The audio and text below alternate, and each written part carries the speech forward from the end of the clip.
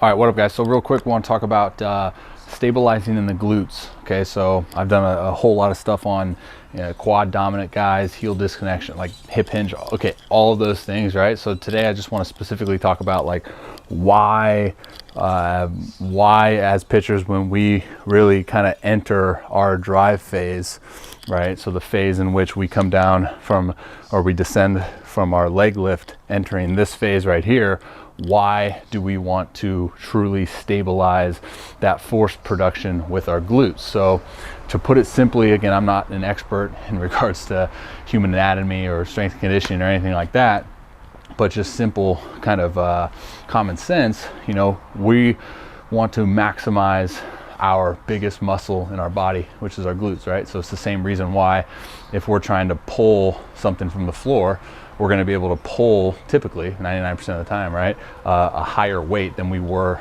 to be able to squat. That's kind of the way that I look at it. Could be wrong, could be right, but my common sense tells me that it's right, so deal with it.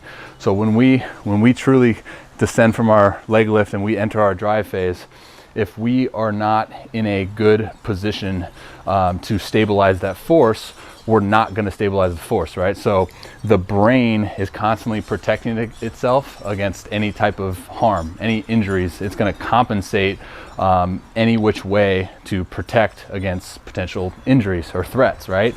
So if we descend and we get into this quad dominant kind of squat pattern here, we're not truly capable of stabilizing all of that force production. So we're going to see a compensation of maybe a misdirection or so on and so forth. But if we can truly get into a good position, I talk a lot about like kind of corkscrewing that hip into our drive phase, right? And then ground connection, utilizing the whole foot to then stabilize that force and that energy from our whole entire body as we enter the drive phase. Not only are we maximizing ground force production by really, you know, utilizing our biggest muscle, but we're also stabilizing that force production entering that drive phase, all 100% due to our ability to stabilize with our glute instead of a weaker area, right? So another thing to look at is like, I don't like to teach positionings per se, but if you just look at like side-by-side video of guys that throw at high power output compared to guys that don't, you'll see that position as they enter their drive phase. You know, the guys that are able to throw at high power output, they'll have that kind of hip loaded into external rotation, holding that posture right there, right? So they're better equipped to stabilize their force production entering that drive phase by corkscrewing and then activating those glutes, rather than a guy that lacks stability or, you know, lacks high power output. When they enter their drive phase, they're boom here, right? Pretty unstable, whatever you want to call it.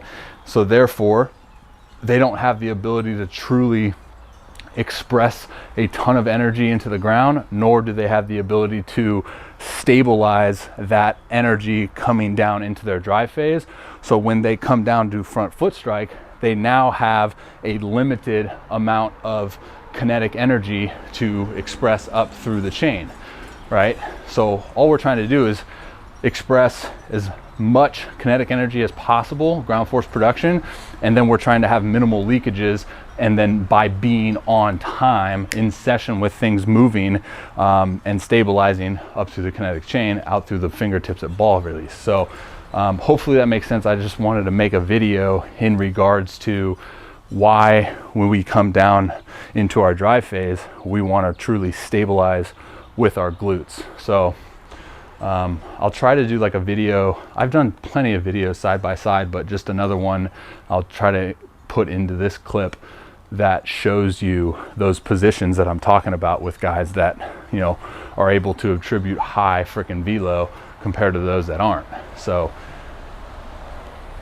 there you go, guys. Until next time.